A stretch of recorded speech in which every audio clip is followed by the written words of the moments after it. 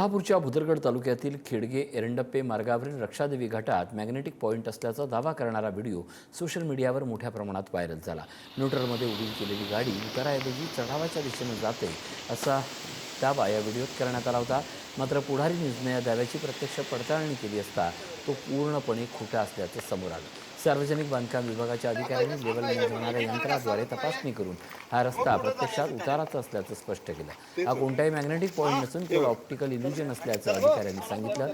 अपुऱ्या माहितीवर विश्वास न ठेवता कोणतीही माहिती पडताळून शेअर करण्याचं आवाहनही प्रशासनानं केलं।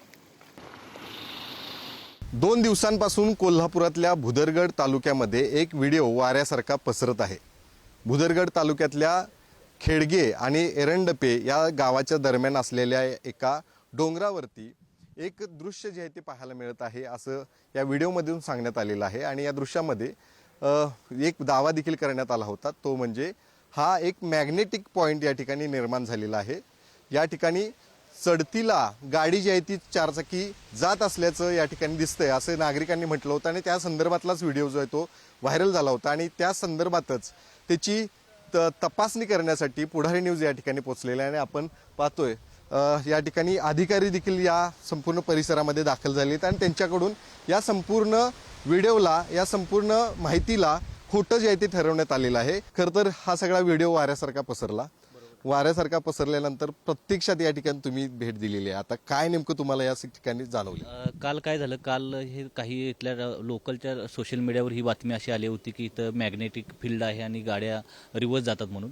मग आम्ही सुमोटो इथे येऊन त्याची पाहणी केली, कारण हा रस्ता आम्ही मागं 4 महिन्यापूर्वी पूर्ण केला होता। त्यामुळे इथं काही असं नाही याची आम्हाला खात्री होती। परत एकदा आम्ही लेवल मशीन घेऊन ह्या पूर्ण ह्या 100 ते 150 मीटरची कालही चेक केली होती आणि आत्ताही आम्ही परत एकदा तुमच्यासमोर ही चेक केलेली आहे।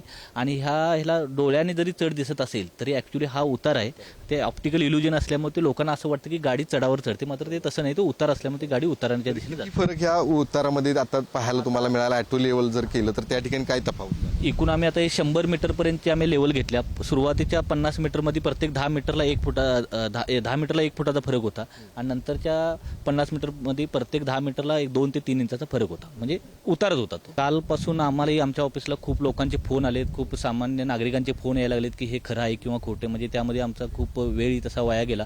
मात्र आमच्या मनस्तापापेक्षा जनतेतला मनस्ताप जास्त होतो की ह्या चुकीच्या बातमीमुळे काल दुपारपासून भरपूर लोक इथे येतात आणि इथं आल्यानंतर त्यांना सत्य परिस्थिती कळल्यानंतर नाराज होऊन जातात। तर मग ही चुकीची बातमी पसरवून जरा थोडं चुकीचं वाटतंय। कॅमेरामन ओंकार वळवडेसह शेखर पाटील, पुढारी न्यूज, भुदरगड, कोल्हापूर।